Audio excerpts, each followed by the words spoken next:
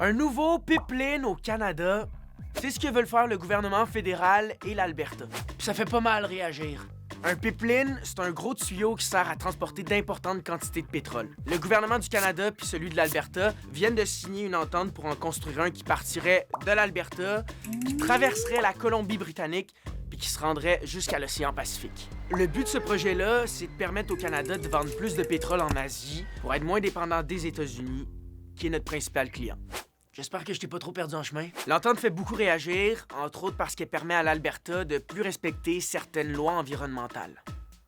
Par exemple, l'ancien militant écologiste Stephen Guilbeault a démissionné de son poste de ministre parce qu'il trouve que l'entente est une menace pour l'environnement. Le premier ministre de la Colombie-Britannique s'oppose lui aussi au projet de pipeline, entre autres à cause des risques de déversement.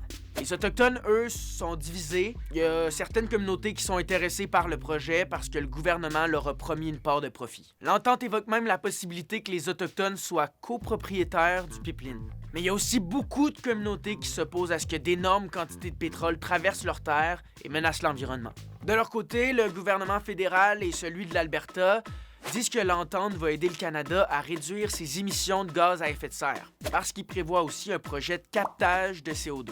Le captage de CO2, c'est quand on capture le gaz carbonique qui est émis par une industrie pour l'empêcher d'aller polluer l'atmosphère. Mais le problème avec cette technologie-là, c'est qu'elle coûte très cher et qu'elle n'est pas encore assez développée pour être vraiment efficace selon plusieurs spécialistes. Mais là, attention, ce pipeline-là, ça reste un projet, ça veut pas dire qu'il va se réaliser. Pour qu'il voit le jour, il faut qu'il y ait des entreprises qui soient prêtes à investir. C'est pas le gouvernement qui va le construire. Puis toi, tu penses-tu que c'est une bonne idée qu'on construise un nouveau pipeline au Canada? Dis-nous ça en commentaire, puis abonne-toi à MASH.